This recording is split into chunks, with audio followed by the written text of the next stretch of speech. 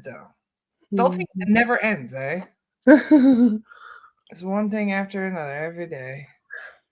All right. I'm gonna light my Siddhartha candle. I got my, remember where I got this?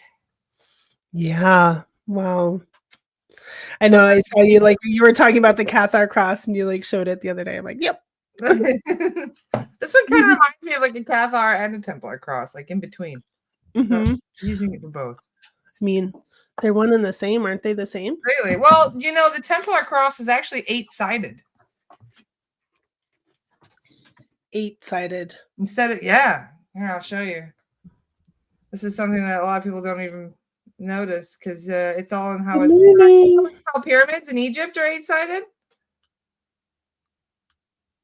4-sided?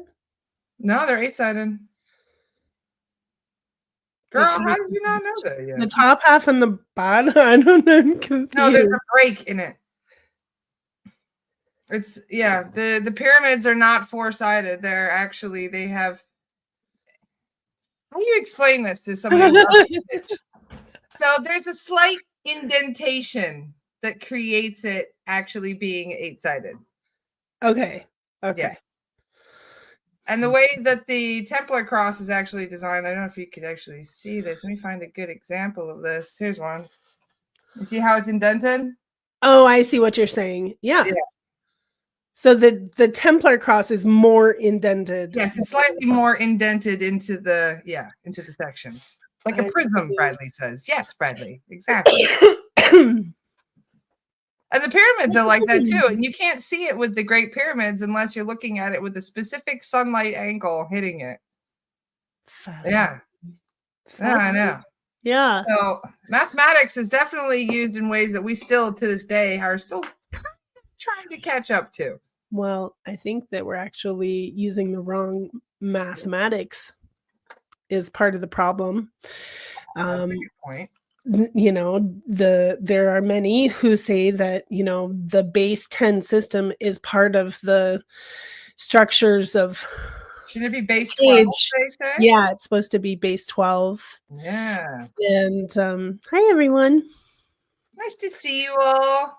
Nice to be here. Late start because I was in charge of the drop off for the kids because my husband's out of town. Yeah. So no, this is not a time change. Although I must say I did enjoy it because I got this morning. I was running around doing all kinds of stuff this morning. I love it. What have you been up to since we got home? Nursing my lungs some more, dealing with mold in my house, so taking care of that. Interesting challenges coming home from a very high frequency experience, and it's funny how the universe loves to just push you from behind and see if you can stay on your feet. So we had such a high vibe time, and we were with such wonderful ladies, and so we were like oscillating each other up higher and higher as we go over there. But then we leave, and we have to leave through a stressful airport, first of all. With the chaos of travel is not fun. Some of us even, one of our people even traveled as far as Australia. Didn't it take her like 30 hours to get home?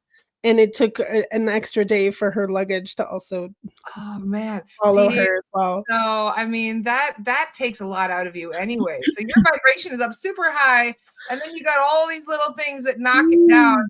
And then you get home and you're kind of in this like funk in a way. I wouldn't say the first couple of days I was definitely still, and people were like, "You're glowing." I'm like, "Oh, I'm in the France glow."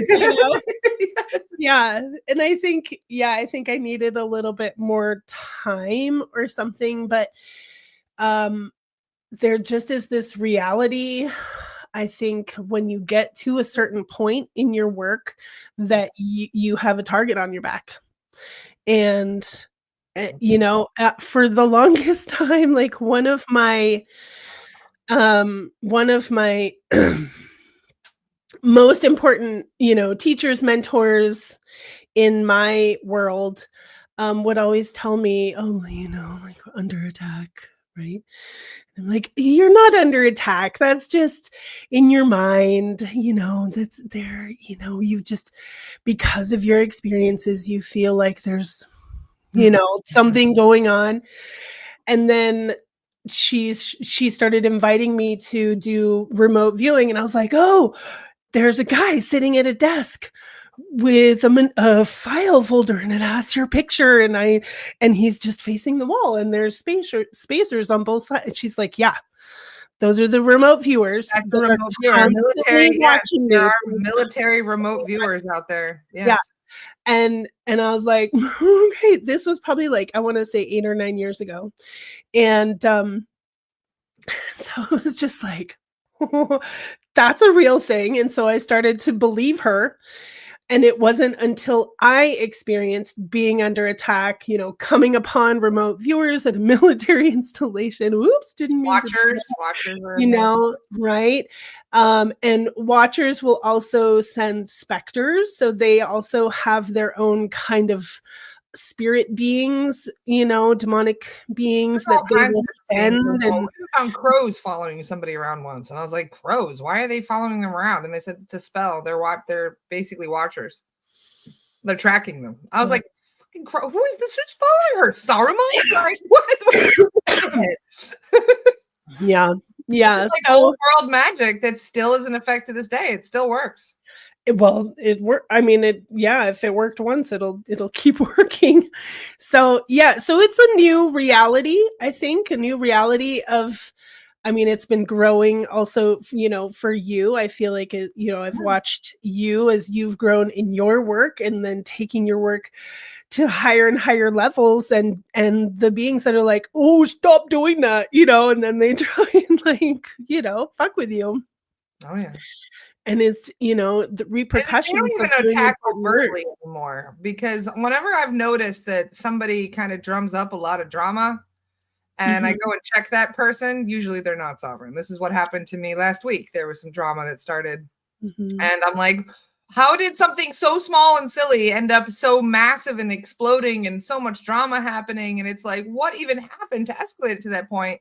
And then I mhm, checked that person and I found 2 Draco on them. And I'm like, oh, mhm, that explains a lot. Okay, so mhm, now if they mhm. can't attack us overtly, they will go and use another human to do the attacks instead. Right, right.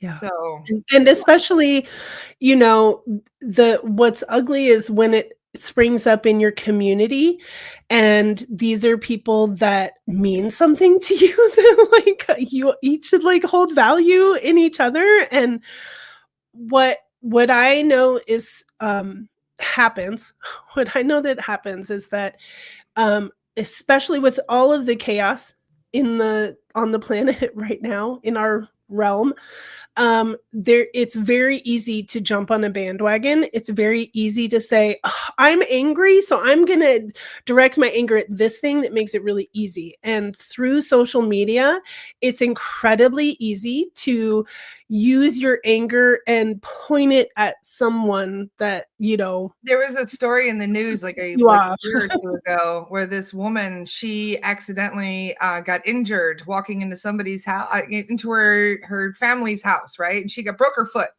or something that happened, right?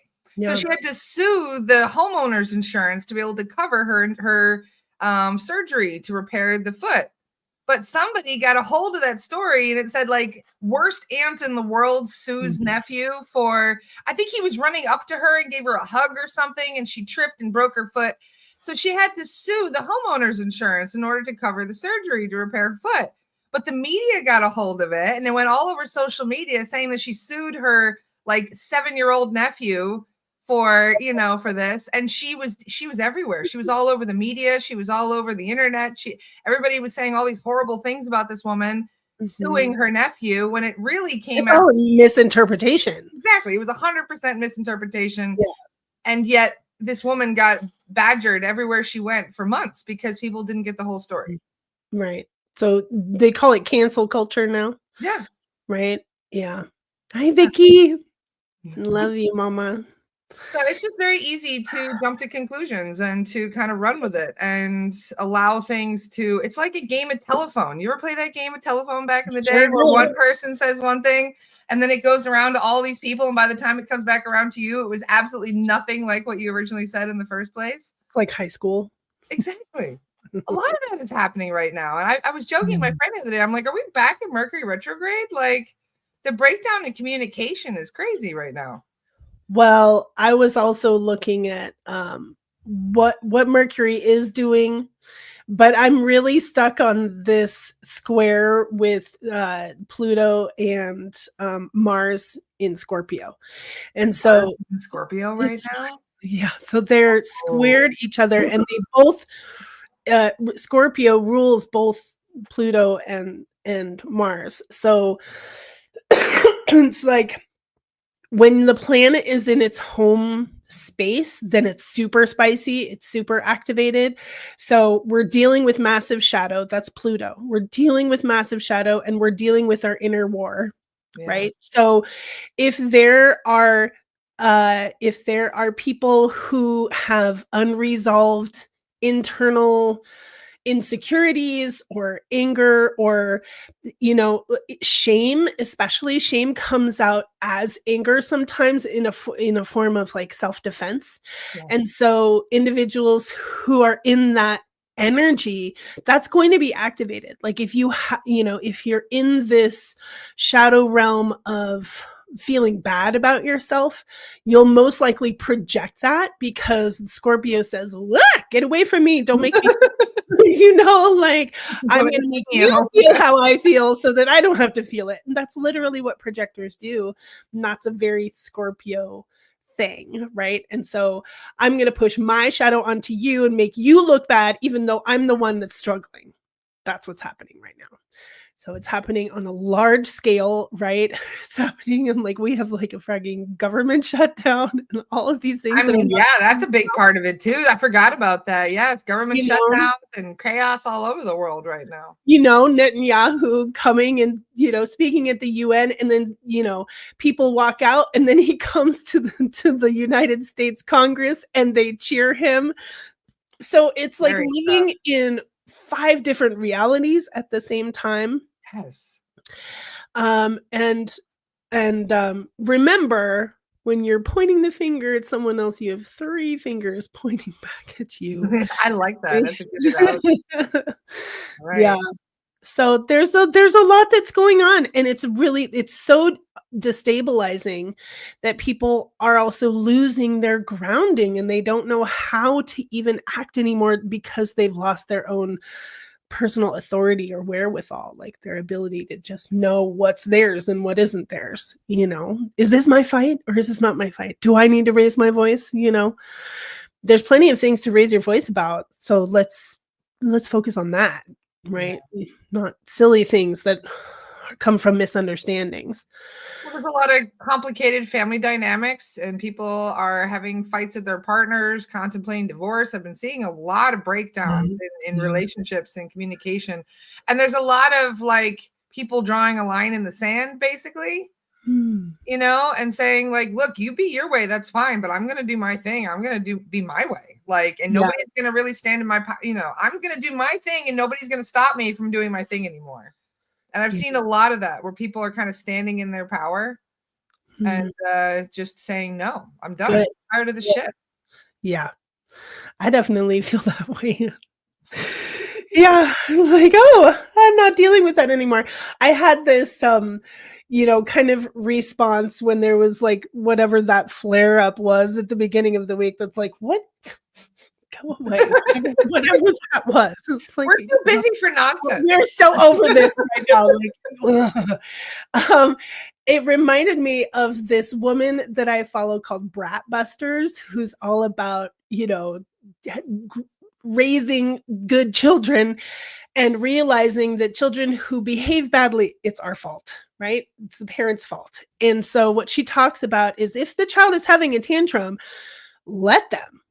let them have their tantrum. Give it no energy whatsoever. And whenever there are flare-ups of negative energy that want to come my way or something that wants to steal my peace, I have this like, oh, like there's a part of me that wants to be like, how dare you, right? You know, like that's a normal Taurus. The Taurus energy. Like, oh, don't fuck with me, you know. You mess with the bull, you will get the horns.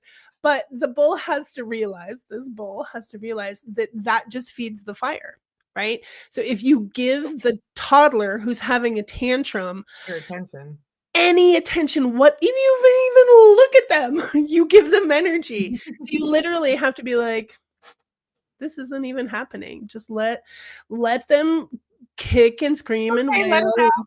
You know, let it out. You're showing your, you know, your how you're feeling, and that's good. Processing emotions is good. Do it. Let it out. I'm not going to participate.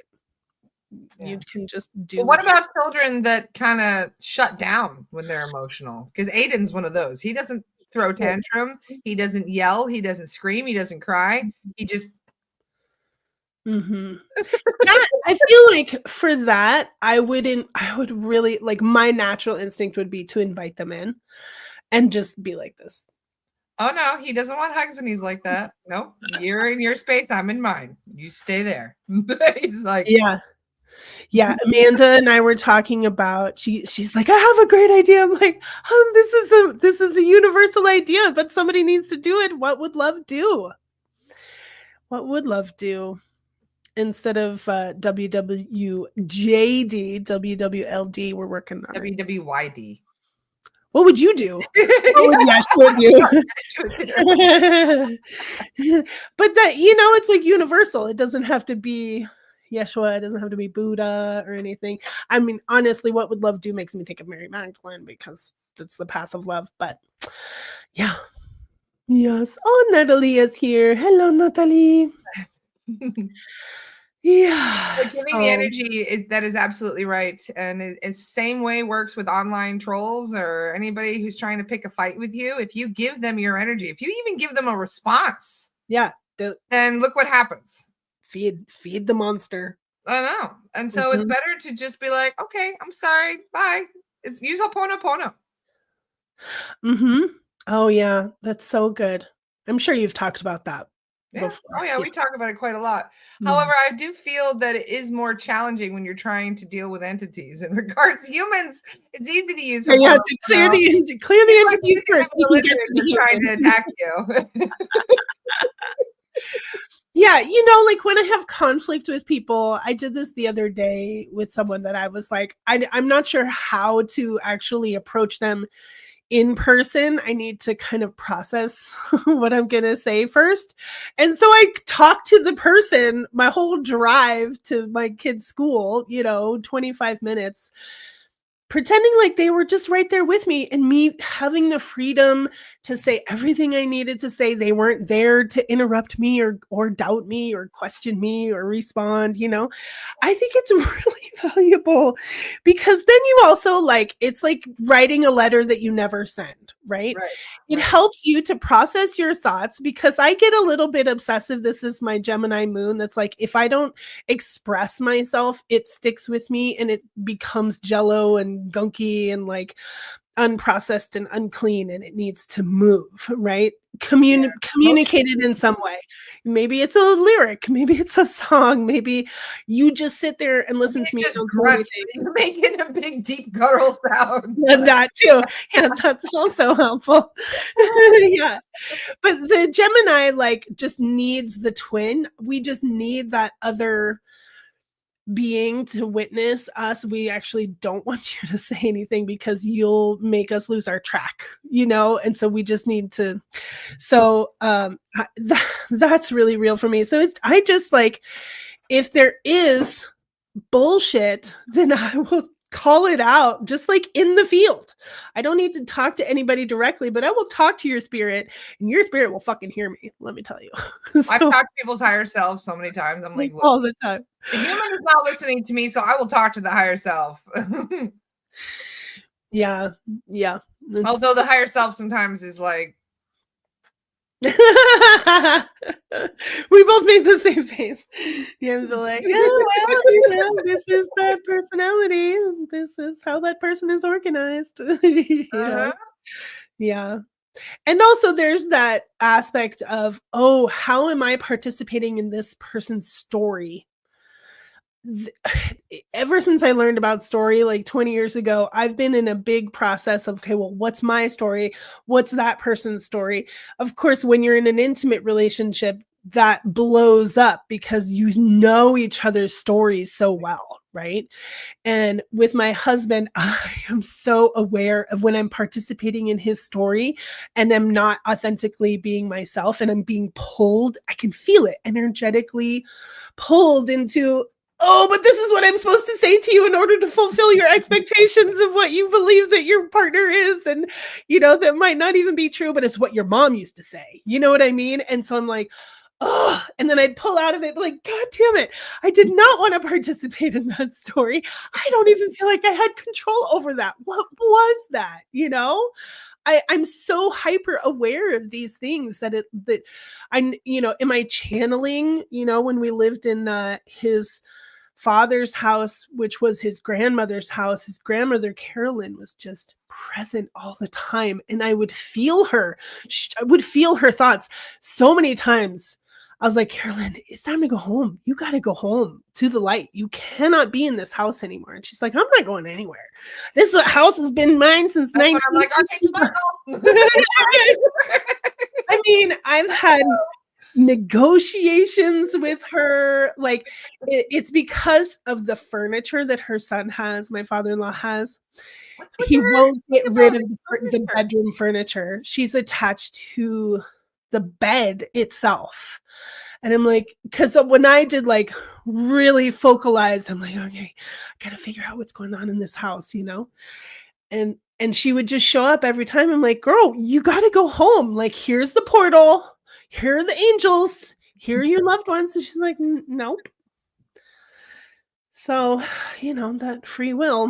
I've had a couple conversations with earthbounds that were very stubborn, where I'm like, okay, you're not helping them, right? You're actually just draining them energetically. And they're like, no, I'm not. And it's like, yes, you are. You are not helping them. And they're like, well, yes, I am. I'm here to help them. And it's like, but you're not helping them. Yeah. You can help them. You have to go to the healing place and then you can come back. You can come back right afterwards. Like a guide to them, but then you won't be sapping their energy and giving. And it's weird too. Like the other night with earthbounds, especially, like you don't even know what's around. Like the energy is so, because it could be a high vibe earthbound, it could be a low vibe earthbound, it could be a really twisted, creepy, weird one, and they all have different energy. So the other night I'm doing dishes, and it's kind of like my active meditation time because I don't have a dishwasher, so I'm always scrubbing away something. So all of a sudden I hear Spanish in my head, like random Spanish words. And then I kept hearing hermosa, hermosa, hermosa. And I'm like, what the hell does You're like, thank you. Like, what does that even mean? I don't even know what hermosa meant. It means beautiful. So I sat down with Zach to do some clearings like an hour or two later, and I'm like, am I sober? And he's like, not quite. I was like, what's there? And he goes, there's an earthbound on you. I'm like, they don't happen to speak Spanish, do they? And he's like, yeah, how did you know? I was like, hermosa, hermosa. Like, I've heard it 30 times in 2 hours. I was beating myself up. Like, was it a man or a woman? It was a man. It was a middle-aged man in my house. Sorry. I just said so. When I Googled what hermosa meant, I'm like, hermosa, linda. That means beautiful. Yeah, I love it. It's like, and I was like, the ghost is attracted to me. It's really uncomfortable. Don't get undressed in front of the ghost. Where's the ghost? How do you know? I was like, what the hell? It wasn't until I Googled hermosa, and then I realized, okay, that's that he was hitting on me as I was doing dishes. Oh my goodness. That's so he didn't want to go either. Zach had to be like, oh my gosh. Yeah. A la luz, la va, a la luz. Go to the light. I was gaslighting myself constantly. Like that whole time, I was like, why do I have brain? I'm like, I kept laughing about the human brain. I'm like, maybe I'm picking up like a Spanish soap opera somewhere. Oh Like my it's God. receiving. Oh, I did, I did once this was the last time that I was actually with my former teacher at her house where I had my big epiphany that I was like, fuck, I gotta get out of here. But that night we had actually taken mushrooms and I was assigned to sleep in her bed. She was going to sleep in her daughter's bed, and there was a couple other friends that were there, and it was not a good time with the medicine, unfortunately. So I'm trying to go to sleep in her bed, and I keep hearing French, and I'm like, what? This whole thing that's never happened to me before. I hear voices. I've heard voices since I was a kid, but not in foreign languages. And I was like, at least it wasn't German. I would have been scared if it was German. But I was like, why? And I could almost understand it. And it was also a man. And I was like, this is so weird. And so after a very long and uncomfortable night in the morning, I was like, do you have any French spirit guides? And she's like, yeah, I do actually. I have a French man. Da, da, da, da, da. And I was like, yeah, he is very talkative and he would not shut up and he wouldn't leave me alone. All those things. So I had to like put on music and like all this stuff. But yeah, it's a thing. Isn't that fascinating though? Pepe Le Pew. It wouldn't. But it's funny too. I had a conversation. Somebody booked a Meet Your Soul guide, not Meet Your Soul. What do you call it? A detailed full clearing with me, which is like half clearing, half Akashic records reading. So we asked a couple questions, and one of the questions was like, "Who is my soul guide?" Which is one of the most common questions. And so I asked, and they were like, "It's a parrot." And I was like, "A parrot?" And he's like, "Yeah, it's a cockatoo." I was like, "A cockatoo?" And they're like, "Yeah." I was like, okay, well, how do they know if they're talking to their guide? And they're like, the guide repeats itself a lot. Like, I'll say it again. short sentences that are being repeated over and over. That's your guide. And I was like, what? Seriously? Wow, that's really cool. They do come in all forms. They do come in all forms. Yeah, I have a client that got to receive, a new animal in the panther came for her, and she's like, "Oh, I've always been always loved jaguars and panthers and puma, and I'm like, well, this was like you were waiting to get to this level. This guide has actually been with you for many lifetimes, but you had to get to a certain level in order for them to arrive again in this life. Yeah. I think it's a fascinating aspect to think of, like, oh, you in every life you have these teams, your spirit teams that show up once you've reached a certain level. Mm-hmm. Is there still no, it only came for a second. Spirit doing weird things again. Okay.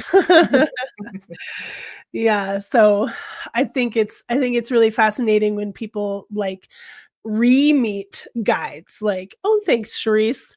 That it's and you can feel that companionship, the familiar, that's like, oh, I remember you. Oh, yay, now you're here again. Like, that is the best feeling. That's the best feeling. I love that so much. Makes you especially because sometimes they don't come in for very long. Like I had this one Pleiadian guide pulled me out of body 13 years ago, and I jokingly call it my Pleiadian one night stand because I haven't seen him since. like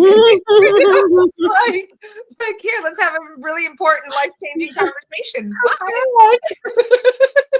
You're like Rose at the end of Titanic. Come back. That was amazing. That was like, I thought it was my guide. No, it was just a messenger. And I'm like, okay, so not all guides are meant to be permanent. Good to know. Yeah, or just activate. I definitely had an experience like that when my first out of body experience, but it was on a full cup of Santo Daime ayahuasca, and and it was like, I was in my meditation, and then all of a sudden there was this like, and there was a rattle in my face. I'm like, there's a rattle in my face. Okay. And so I like follow this in my mind's eye, follow the rattle, connected to this indigenous Mexican, and he's like, come with me. And so all of a sudden I'm like on a ladder, climbing up this ladder with this guy. Come with me, come with me. And we climb into a window, and then we climb out of the window. It was like through this like consciousness center, and we climb out of the window, and we're at the foot of Teotihuacan. We're at the foot of the pyramid, and I'm like, where are we? You know, and I am full, and I like remember like forcing my eyes open, and I'm like, okay, I'm still in the room. There's still people around me. Is this happening? Is this real? You know, like it really is this like, oh my God. And it's not just like vision. This is not a medicine vision. This is, you know, so then I'm like, what do we do? And we walk up. And so I have to like be so present. I could feel the pebbles underneath my feet. It was wild. And we hiked all the way up to the top of the pyramid, and there was a throne at the top of the pyramid, and he just like dusted it off for me. He's like, you come and you sit here. And okay, for how long? you know, okay. And so I sat down, and he said, good. And then he disappeared. And I was like, okay. And then I just heard in my head, until you're finished. Because I was like, how long do I sit here? You know, done with your spirit quest. Until you're done. Yes. Okay. Until I'm done. And I'm still there, I think, because I haven't had any visions of like coming down or anything, you know? So yeah, so I have a whole hymn about Teotihuacan, and just like the, you know, the healing of walking the escalier, the steps. Yeah. So they used to let you walk those steps until like 20 years ago, and then they stopped letting people. Well, I think people get hurt, and then it's also wearing on the pyramids as well. And yeah, there's so many pyramids they haven't even done. There's pyramids that are still buried in jungle, still covered in grass and dirt. And how amazing what they can do with the LiDAR. Yes, LiDAR. Thank you. I was trying to think of that. Yes.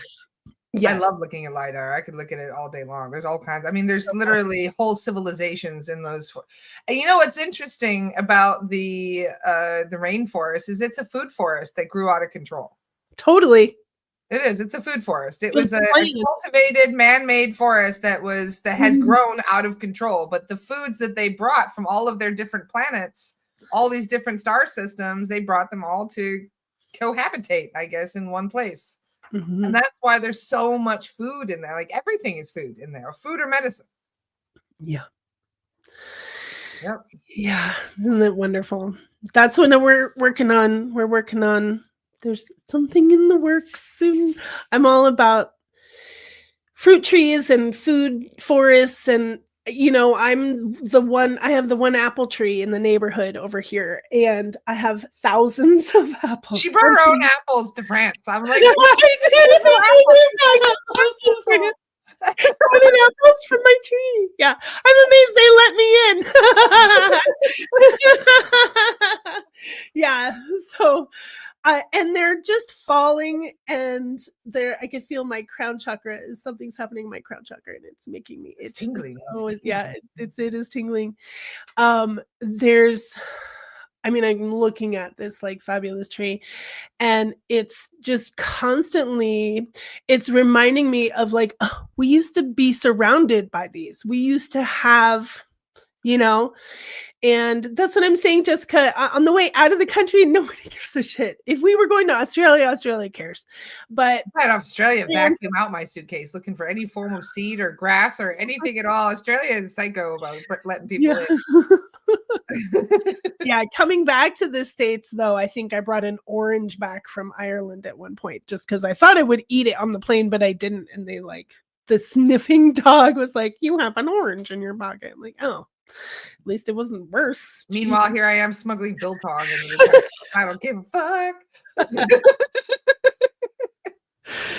Love it. I love it. Yeah. We had a really good year for the fruit. Like, we didn't have a late frost and we had a very wet spring, and so the fruit is thriving. Yeah, so that's exciting. All kinds of big changes are happening energetically though, and you can feel it. Like it's like almost on a daily basis things are changing. Mhm. Doesn't it feel weird like how rapidly advancing things are going? Like I wasn't expecting. This is not how I expected the shift to go, I must say. Well, how did you expect the shift to go? I don't know. Maybe nicer? Easier? Maybe without, like, civil war and things. Up in vibration means happier, right? Is how I thought that Yeah. people would just start getting happier and happier and things would start getting clearer and less confuddled, I guess. Wouldn't that be And nice?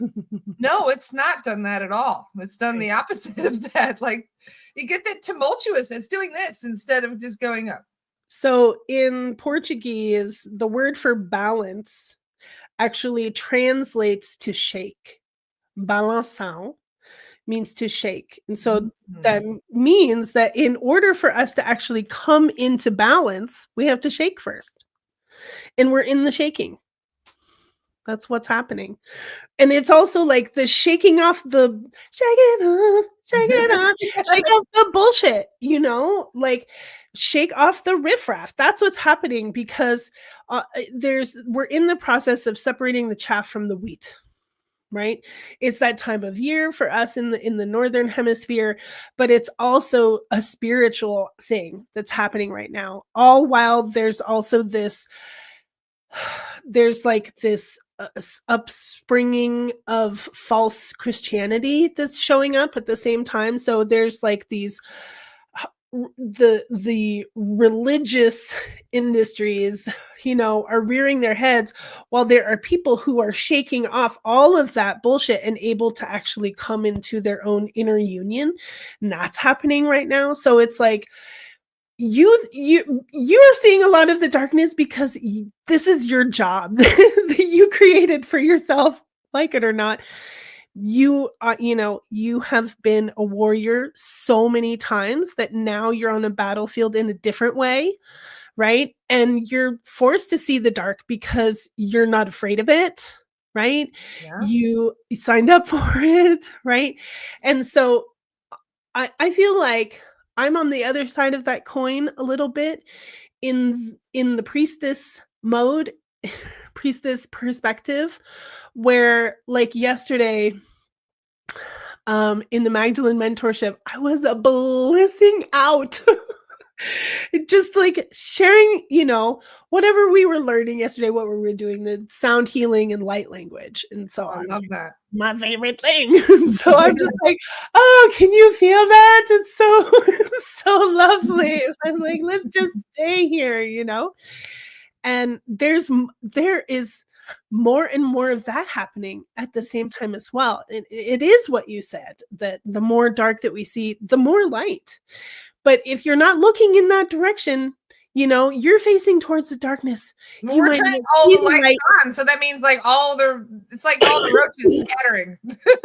Yeah, well, I also want to say, like, if you don't see that much light, it's because you are the light, sister. Oh, it's beautiful. It's shining from you, and you're like going like the Care Bear stare, just blasting the dark with your solar plexus in your heart. And you're just like, fuck off, Raph. The best thing you can do, though, if you're being tried and tested, especially by people who really are spiraling and having a hard time, is to just send them love. Yeah. Yep. Yep. It's going to get crazier, too. Like, we're just getting warmed up. That's what the guide said. I was like, I don't know if I can do this. They're like, you're just getting warmed up. Like, yeah, like, you're just getting excited. Totally.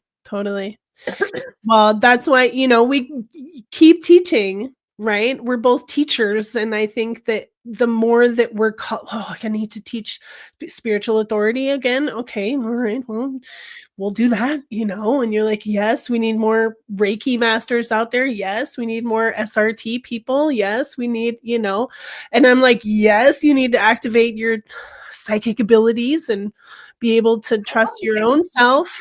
Like, yeah, I love the big classes, but I'm actually thinking about doing like a witch wound healing class. We focus on healing the witch wound. We're going to be working on a psychic development class so people can work on their telepathy and strengthening their connection to their guides without even including all the SRT stuff, just focusing on that. Because there's a lot of people who are a bit like about the entities, and yet they still want a deeper connection with their guides. So that'll be a great opportunity. Yeah. And then also a Starseed veteran and Starseeds class. Maybe you could do an Earthseed class. No, I'm like, well, we should do an Earthseed class because all these different perspectives, are your connection so to valuable. Gaia and to the Fae realm. That would be beautiful. Yeah, I'm down. I'm totally down. All these different little classes are opportunities to come together and learn together, but also to heal and work on the past, so it's not such heavy baggage we're carting around with us all the time. For real. And also that aspect of so knowing how to access the Akashic records, which there's different ways to do that, but also pretty much every time that I call on the Akashic records, I'm also calling on the halls of Amenti, and that it's like the frequency difference of the halls of Amenti and the Akashic records is massive. Like it's like up a tier. Yeah, it's a tier. And it also feels like, in my experience, that the guardians of Amenti are much more direct. Where they're basically robots. They're controlled by they're robots, and they're controlled by source. They're like clear beings that are they're like it's just like they're source AI, if you think about it. It's artificial intelligence controlled by source, is how the guides have kind of explained it. Interesting. So that's why you have to be very you have to say everything the right way. You have to exactly how it comes through. Yes. It's a form of court in a way. You're holding court. Yeah. Wow. So it's very strict. I like that. If you don't say the right thing, they won't even acknowledge you. They're just kind of like, try again. Yeah, and there's that like absolute non-judgment, right? Like that total like non-inference, like it's just straightforward. There's this one time I was going through the records in Amenti, and I'm like, all right, well, can we clear this contract? And they're like, no. And I'm like, why not? They're like, I'm like, okay, well, because they won't tell you. They'll say yes or no. They won't give you a detailed explanation. They say, well, is forgiveness required to clear this contract? Yes. Right. Like, okay. All right. Yeah. It's like the puzzle of it. Am I required to make a declaration of forgiveness in order for us to clear this contract? Yes. And I was like, I got you. So then I said, okay, I forgive this person, and you have to really mean it. And I'm like, was that enough to clear the contract? Yes, it was. And I was like, yeah. So this is produce the right result. It's really fascinating because how you and I are doing the same thing, but we're doing it in different ways. Our perspectives, we're literally coming from different angles. And so the way that I've been trained to do what you just described is to call upon the divine light, usually via the heart of Elijah, who's the soul evolution of John the Baptist. And he brings understanding and healing. So when you bring you say, okay, well, I want to, when they're like, okay, yes, we have a soul contract. Okay, we don't need to know exactly what it is, but what we want to do is we want to touch the source or the choice point of the contract with the divine presence. And then you let the alchemy do that. And whatever is needed, forgiveness, compassion, gratitude, whatever it is, to release revenge or whatever, if there's a vow or whatever the There's a lot contract of is vows made and of, contracts you involving know? So yep. you don't have to try and figure it out. I mean, I love that you're like, well, how about if we bring in forgiveness? Yes, that's a special key. And in fact, if you have it in your record, they said that you can even see like the contract will be written in your record, and then a red line will go through the contract, and then it'll be cleared from your record. I love that so much. But you have to express it the right way, and if you don't, it'll stay in your record.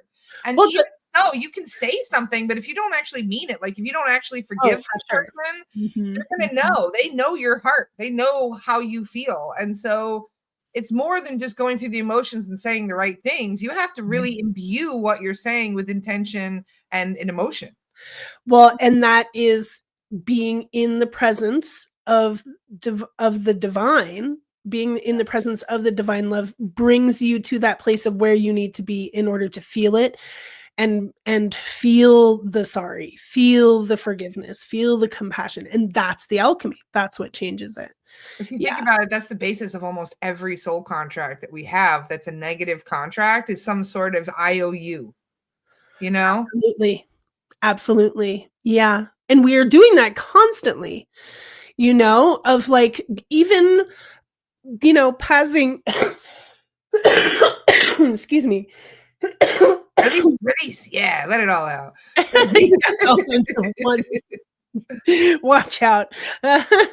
So even like, I just had this thought because, there's been a lot of people that are having a lot of emotions and they don't know what to do with it. There's a lot of road rage. Right. And even with people that you never look them in the eye, but you have some kind of interaction and you create an energy, you receive that energy, you give that energy, you have created, first of all, according with this person that you don't even know. Yep. And you might have also subconsciously said, oh, I'm going to get you for that. Right.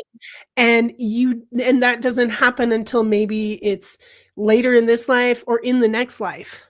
Right. And so we have to be so pristine in our thoughts and in our actions that we're like, oh, somebody's having a bad day. I love you, yeah. Yeah. Because if you don't, you can get pulled down with them. Absolutely. And that's what they want. That's the whole point, Especially if that person, I hate to say it, isn't sovereign and is riddled with entities. The entities want more contracts, more complications, more drama, because that's going to lower the vibe, and they'll ring you in too. Yeah. So if you think about it, almost every time there's going to be some huge disagreement between two people, there's an entity that's trying to pit those two people against each other so they could benefit from the energy being taken from both. Right. Right. We've seen this a lot when it comes to fighting couples, for example. There'll be a husband and wife that book a clearing, and I'll say, okay, well, where's the level 3? And they'll say, well, it's on the wife now. It was on the husband earlier. Now it's on the wife, and it's bouncing back and forth between the two. And I said, well, why is he doing that? And I said, well, they want to get the best food source for the day. If the husband's giving off the most loosh, they'll go for him. If she's doing it, they'll go for her. And they swap back and forth by pitting them against eeach other and causing a big fight. Oh, my goodness. And things will explode, and people will be like, I don't even know how we got to this point. And it's like, right? Well, there's all kinds of beings that are invested in us not working things out, in us staying divided and not communicating properly. Right. And I want to say, like, on that note as well, like when there are energies that try to pit two powerful people together, like yourself and mine, and people have tried to use our relationship against us, right? That's actually very dangerous for those people. Because there's like they're creating a scenario that doesn't exist. Right. And they're participating in a reality that they're creating for themselves that they spin out on. So when you assume that you know better than the people who are involved, that you're like, trying to harm in some way, you're literally creating back karma on yourself. And when those people that you're trying to hurt don't respond or don't participate, you've literally created an entire timeline where you have peppered yourself with entities or even negative. It's not even like the contracts, but you've created negative loops within yourself based on assumptions. Yeah, platforms. Thank you. And so you will, you know, I love the tidal wave. You will drown in that bullshit that you're creating yourself, right? So it's really important that people, you know, if you have doubts about other people, talk to them. If you question someone, maybe you should just directly question them and ask them, what is this? You know, why did this come up? Or what is this about? I'm very curious. And maybe they'll say something, or they'll say, oh, well, it's none of your business. That's personal, and we'll move on. Right. So communication is really important, but also patience. Like sometimes people are going through things that you don't really understand. Mm-hmm. And so they may seem like they have a very short fuse right now, but it could be that they're at their wits' end, and it has nothing to do with you. It's just right now they're overwhelmed. And if you come in at the wrong time, then you might get the wrong reaction from that person. And it's not, sure. Don't take that to heart right now, because everybody is really struggling. It's not easy time for anyone. Yeah. Yeah. Yes, there's a lot to. My lights just flickered when I said that. See, the guy's like, Well, you know, I think that I want to say this like in front of everyone. I know I said this to you already, but I know that you and I do really important work together, separately, you know, as individuals, and together. We've done 3 retreats together so far. And I think that whenever there are flare-ups that try to be like, oh, look at how good of a friend Erin is because she gets annoyed by her friend, you know, and like she's snarky. Is that person really your friend, Lara? Because I don't think that they are, you know. And that kind of pettiness, like, first of all, 2 Tauruses. Somebody tried to pull the other day. That's why we were talking about how people try and like put us against each other sometimes. Well, and the thing is, like, when people are participating in that, we know that there's a higher agenda that are using these individuals as pawn to try and push us off of our stability, right? Our alignments. And the way that I interpret that is that y'all are scared of us. Do you remember that conversation that you and I had a couple years ago? One of the very big ones we had. Erin messaged me and she said, look, you know, I have had some information come to my attention and I think you need to know. And that information triggered me, didn't it? I got really mad and I kind of went off on you a little bit. I was like, this is some bullshit. You know, you're just entertaining nonsense, blah, blah, blah. And I got pretty triggered by that. And we had an argument. And then a couple of weeks later, I had a huge realization that Erin was right.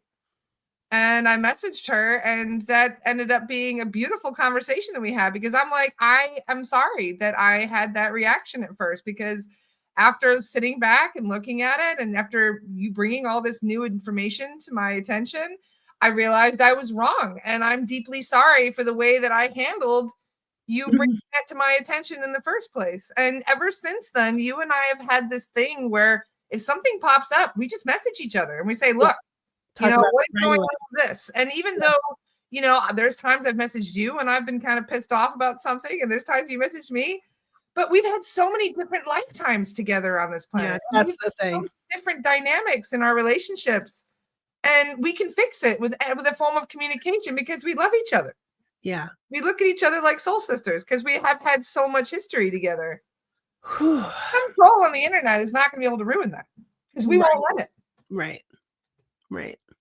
It reminds me of that vision I had in France. It was really cool. I was, Erin led this beautiful opening meditation that we had.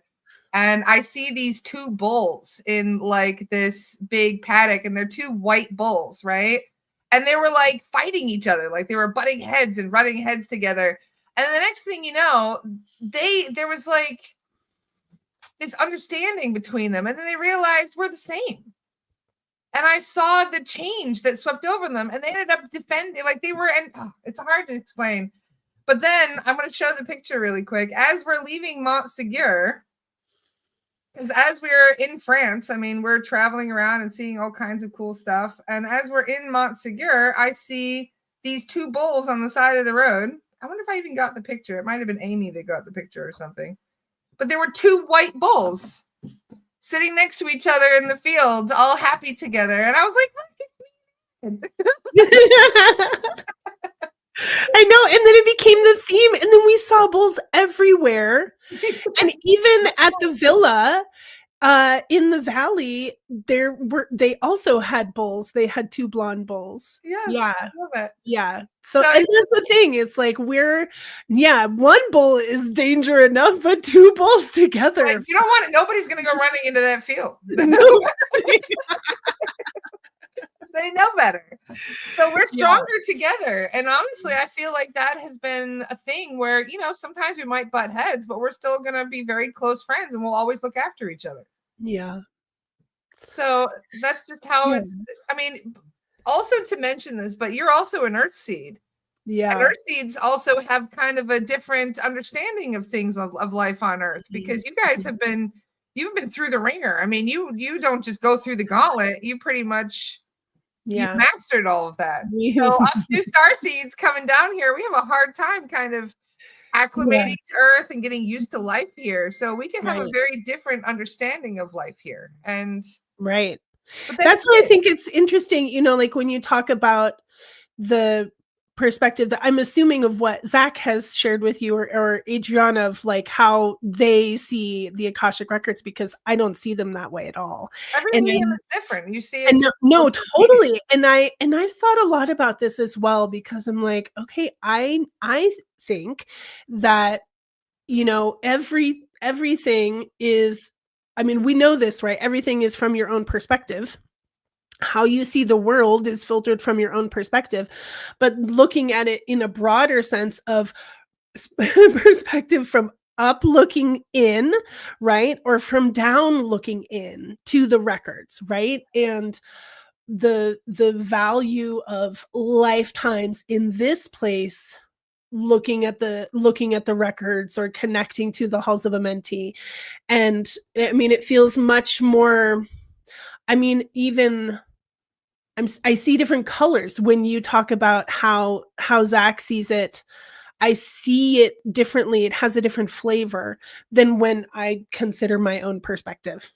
Does that? Well, like Adriana, for example, the way she reads the records is the guides themselves bring her the person's book. I jokingly call it your rap sheet, but everybody has like your book that comes with your soul history. Totally. And that book, it's like what is that one movie? What was it?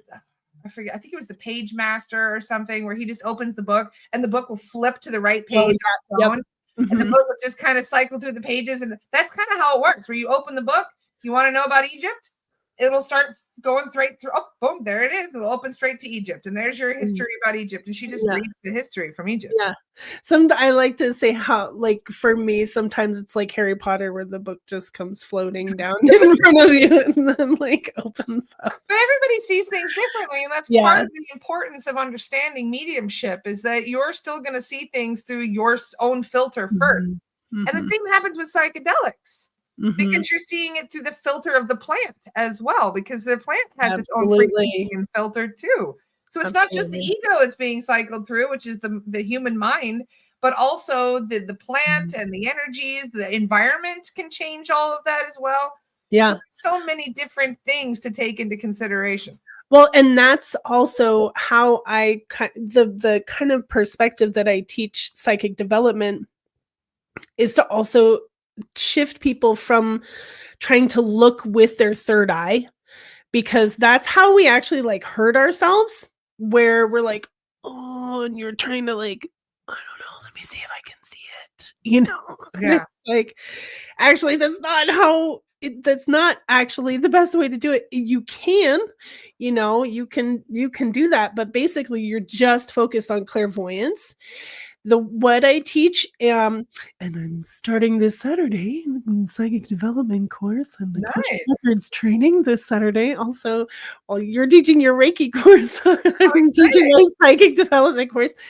But is actually working with the alchemy of the heart and the opening up the total presence.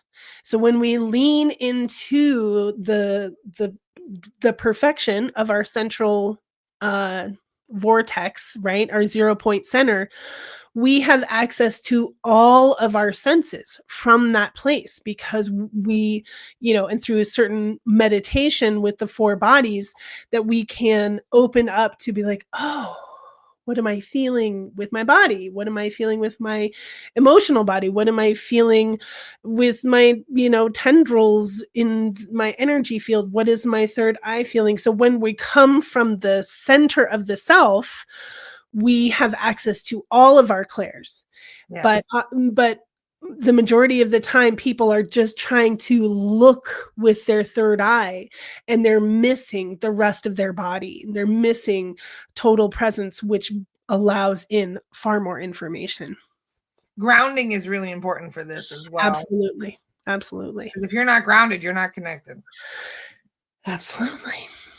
So I it's feel a like work in grounding progress. is like the least of my, because I'm generally a grounded person, so I don't focus on it a lot for other people, but I know that I should because it comes easy to me, but not everybody else. It's a huge piece. Yeah. Yeah. Well, especially I hate to say it, but starseeds a lot of the time they're not grounded. They don't operate. Oh yeah. I They mean, they live I don't know ungrounded. what it is about us starseeds. We don't like being in our bodies very much. But you're a veteran, right? Is that what you Yeah. consider? Yeah. Mhm. Well, I mean, new star seeds are people that have only been here a few lives, but if you've been here more than like a couple hundred years, then it's Yeah. more because Yeah. you've been through the ringer. You've had, you've had a few opportunities to get your bell rung pretty bad here on Earth after a few lifetimes. So, like Earth is hard. It's a really challenging place. Fuck. And it can be, I mean, it can be a place that can lead you to the most beautiful experiences that your soul could ever imagine, or it could lead you to places where your soul is like, nope, this needs to be erased. We can't take this home. This is too Yeah. dark, too heavy. It'll Yeah. just traumatize them for life, and they will straight up erase it from your Akashic record like it never happened. Well, that's good, right? Well, I mean, Earth does whatever it needs to do. There's some star seeds that will go home Oh, and man. erase their memory because Earth was so heavy and so hard for them that they don't want those memories. But for me, I consider my memories to be like a badge of honor. I want to remember Absolutely. everything. Absolutely. I put out that intention to the universe, that call to the universe a couple years ago when I was like, okay, I'm ready to remember because I feel fucked up not remembering. And then it just kind of Like a person with amnesia. slowly started coming in, and the biggest thing was like, okay, so before being an Earthseed, I was Anunnaki. And that was just through personal memory. And then I had a galactic astrology session, and she's like, it's okay. You were other things too, and there's good and bad in all of the things, and you were one of the good ones, Yep. and it's like, okay, all right, I can work with this Sometimes Anunnaki. you need the perspective of why being in the light is so important. So people, especially in regards to people who have witch wounds, I've noticed there's usually a dark magic life that goes along with it.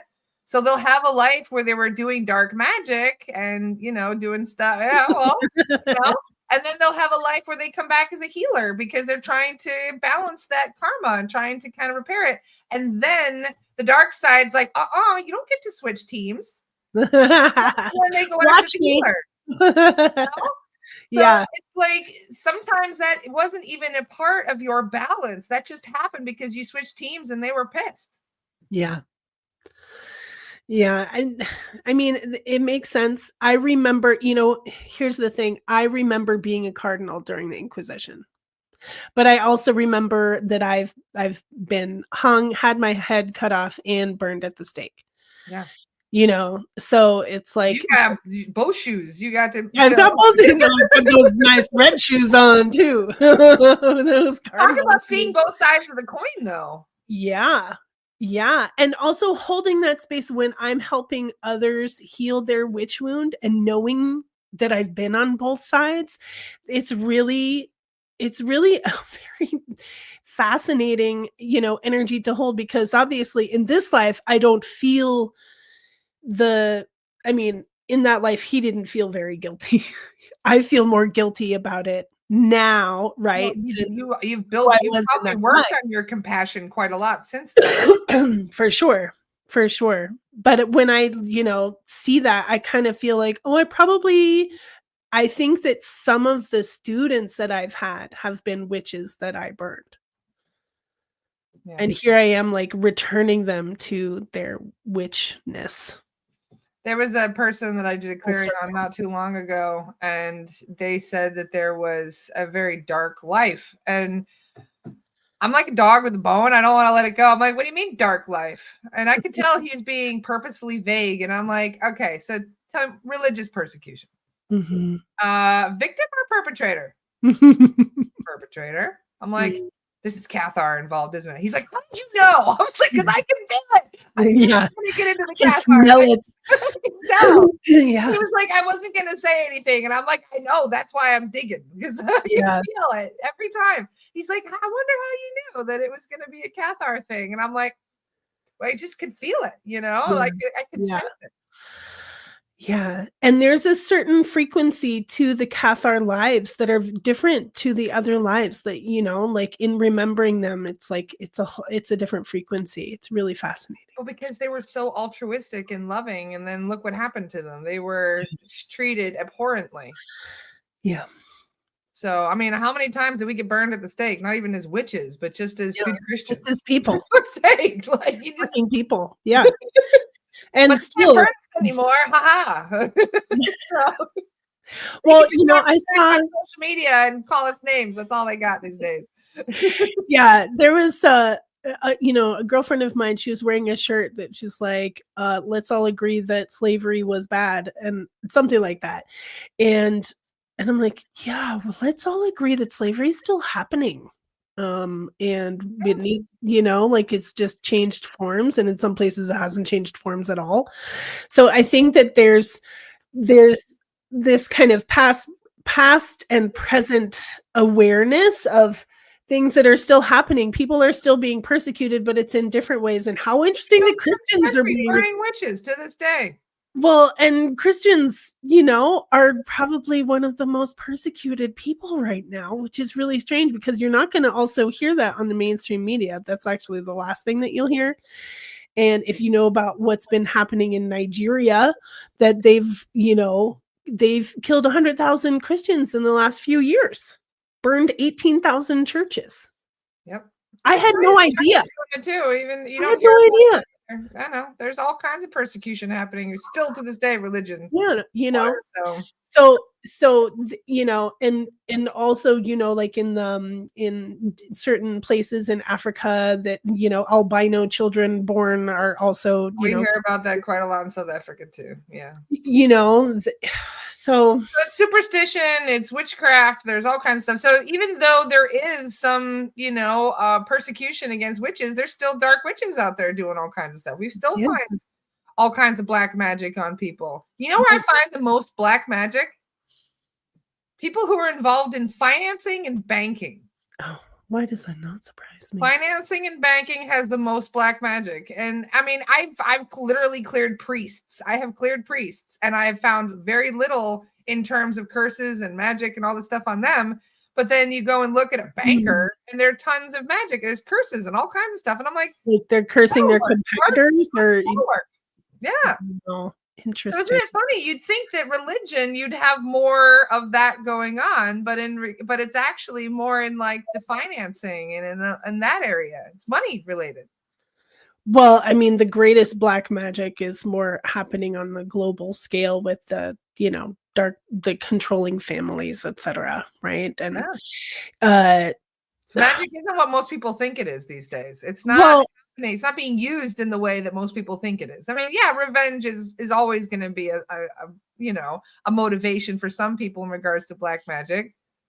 But I just see it all over the place about money. Money is a huge thing. So just be aware that, agreements, especially in regards to money online, or people trying to say, oh, I'll help you make money through doing this kind of spell work or this sort of thing. Just be aware that there's a lot of people who are selling contracts and stuff for entities. Who are they? Rumpelstiltskin? What the heck? It's kind of like that, though. No, I know. It's no, I totally it's really important for people to understand that the ruling classes have their own sorcerers and astrologers. Yeah, and it's very well known that in Hollywood, there are high witches that are prevalent, that they are well known, and you see them and you say, that's a high witch. Adrina, what's her name? Marina Abramovich. Oh, yeah. Mm-hmm. Right. And then there's this other lady who's like the new top witch, whatever. And then they also say Miss Bay is also one of the top witches. So there's this whole energetic overarching control mechanism of harvesting energy in different ways at concerts, through music, right? All of the subliminal messages and frequencies that are going into popular music that has been since the 60s. Okay. Mm-hmm. And so all of these things, sports, all of these big distractions, it's all loosh. It's all magic. All just trying to, get you and keep you distracted, keep you out of your power, keeping you insecure, keeping you greedy and consumer based, So the more sacred you are, the more time that you spend, in sacred space, meditation with the divine frequencies, the harder you're able to fuck with. And you are fighting frequency with frequency just by holding your own, by being the light right now, you are calling attention to yourself. So just be aware. And there's a lot of infiltration happening too. I've seen this, somebody messaged me the other day and said, I signed up for this free class and it was an amazing class. And I loved the first session of it, but then we had to pay for the second session. It was so expensive. And then when I found out about it, I went and looked into it, and she signed a dark contract the minute she paid for the second course. So they lure you in some of these teachers by saying it was a mystery school. They're like, yeah, this is a mystery school and da-da-da. And I'm like, yeah, you don't even know there is a mystery really running it. Yeah. And then I asked the guides, I was like, why did this happen? Why does she have so much dark magic? They said, it's Lizzie's running the class. Oh, yeah. Yeah. And I was like, can we clear the person who's running it then, since she doesn't have imposters that are sabotaging everything? And they said, no, she'll just get compromised 5 minutes later. She doesn't know who's she's talking to. She just talks to a spirit and thinks, oh, I'm talking to spirit, not realizing it's a big fucking lizard she's talking to. This is the main thing that people have asked me how I stay sane as a psychic, is that I have a really strong fucking boundaries, and that I don't I don't read, I don't open up, I don't access, my senses unless I have already created a form of protection, or just called on the light to come and be with me and checked my sovereignty. You're not careful. All of these things. To be careful and to take these certain precautions with psychic protection. Because otherwise you can be very easily compromised without even being aware of it. That's the dark side's MO right now. That's what they're doing with everybody who's trying to do something really important. They keep throwing monkey wrenches in your plans.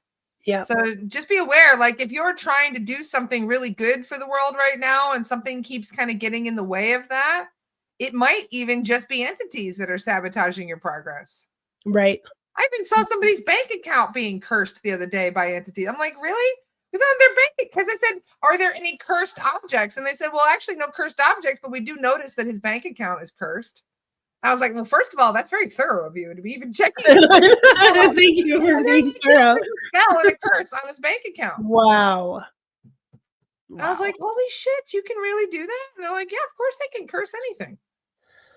Goodness gracious.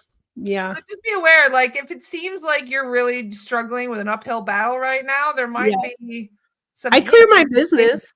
I clear divine singing often, Yeah, clear your business, clear your house, clear your bank accounts. I'm gonna clear my bank account today. Isn't that crazy though? Because you don't wonder why, like, all of a sudden money starts trickling in and why you start struggling, and you don't realize that there's actually something that is blocking your abundance through intention. Yeah. Yep. It makes sense. It totally makes sense. All of it. Yeah. So, this class, the psychic development class, before I just realized we've been chatting almost 90 minutes now. Do you have a link for that specific? Is that to your divine singing website? Yeah, let me grab the link real quick. I'll just grab the event. Jessica says, how does one clear inanimate objects? By setting intention, by asking. You got to ask your team to do it. Yeah, you can also call on the angels, call on Archangel Michael, angels of the white light, and say, have that object to say, run a mesh of pure white light through this object and gather up all energies, entities attached to it, any spells or curses within this thing, remove them completely, heal them in the light, and return them to source. Yes. And call upon the original. So if it's an inanimate object or if it's like a crystal, then you also want that crystal to have its guardian return to it. So if it's, something that is alive like that, earthly, then I would also ask the angels to search throughout all of creation for the energy that belongs to that item of the highest light to be cleansed, healed, and returned back to that item so that it can serve you. Yes. Perfect. Well, thank you so much for everything. Let's see, you got the link for me? I have the link. There's the event link. So it's a 9-hour course. So it's 3 weekends, the next 3 Saturday mornings. Yeah, so psychic development, creating sacred container, personal authority, and really deepening into the foundational meditations that you need to have in order to really access all of your clairs and what is available to you. And the 3rd weekend will be the Akashic Records training, and which is incredibly valuable. So how exciting. Yes. Guys, check out Erin's page. There's going to be tons of info up on her page and her website so you guys don't miss it. Yes. Totally. It's always wonderful to be here with you, sister. Thanks for having me. Absolutely. Always a pleasure. And yeah, if you guys need anything, feel free to hit us up. Erin is really, really great at listening and helping people going through stuff. So if you need somebody who's a really, really good counselor, like Erin is phenomenal. I just wanted to say I've seen you in your element, and you are so compassionate and kind and understanding and powerful. Exactly. I love to watch you work, Erin. So keep up the amazing job. Thank you, sister. Thank you. I love you guys. I hope you all have a fantastic day, and I will see you guys tomorrow. Bye, everyone. Bye.